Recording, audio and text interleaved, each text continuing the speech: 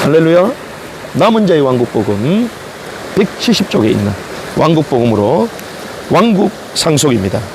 2021년 2월 7일 날 저와 여러분이 나눴던 말씀인데요. 마태복음 19장 23절에서 30절입니다.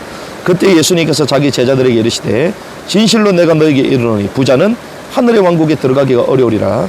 내가 다시 너에게 이르노니 낙타가 바늘길을 지나가는 것이 부자가 하나님의 왕국에 들어가는 것이 쉬우리라 하시매 그분의 제자들이 그 말을 듣고 심히 놀라며 이르되 그러면 누가 구원을 받을 수 있으려 하거늘 예수님께서 그들을 보시며 그들에게 이르시되 사람들에게는 이것이 불가능하나 하나님께는 모든 것이 가능하니라 하시니라.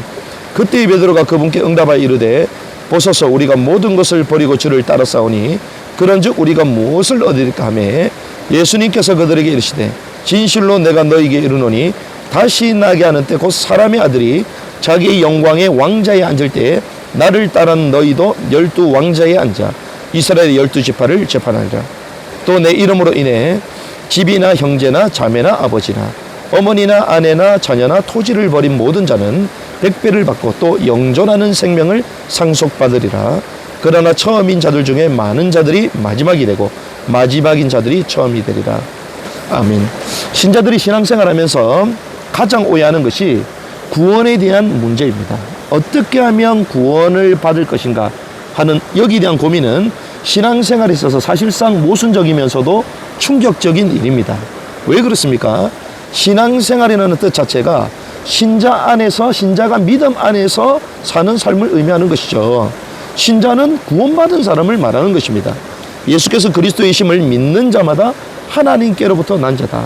주 예수 이름을 부르는 자는 다 구원을 받을 것. 주 예수 이름을 부를 때 이미 구원받아 신자가 됐다는 것입니다. 하지만 오늘 이 본문은 구원에 대한 것이 아니라 하나님의 왕국, 천국에 대해서 계속 얘기하는 것이죠. 그 말은 구원을 넘어 하나님이 우리에게 주시고자 하시는 천국, 영원한 생명, 영원한 생명을 기업으로 받는 거기에 대한 질문을 말하는 것입니다. 그래서 그것을 받으려면 그 조건이 무엇입니까? 구원은 믿음이라고 말했습니다. 그런데 믿음이라는 게 하나도 나오지 않습니다. 전부 다 행위에 대한 것들입니다. 어떤 행위입니까? 그리스도를 영접하고 믿는 하나님의 사람들이 하나님의 법도를 따르는 의를 말하는 것이죠. 그래서 근심하면서 갔던 부자 청년, 거기에 이제 낙타기 비유를 올바르게 깨달은 베드로.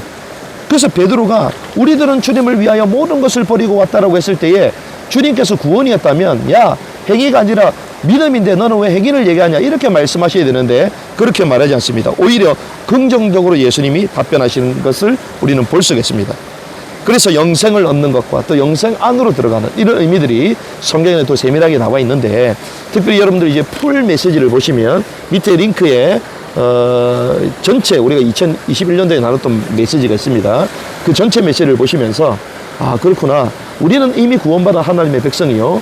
이제는 영원한 천국을 어떻게 상속으로 받을 것이며 어떻게 하나님의 왕국에 들어갈 자로 주님 이 땅에 오실 때에 새롭게 되는 그때에 이 12사도가 이스라엘 12지파를 다스려 말씀하셨던 것처럼 실제로 철장 권세를 가지고 이 땅을 통치하실 주님과 함께 우리가 왕노릇을 하게 될 것인가 그런 말씀들을 여러분들 충분히 이해할 수가 있을 것입니다.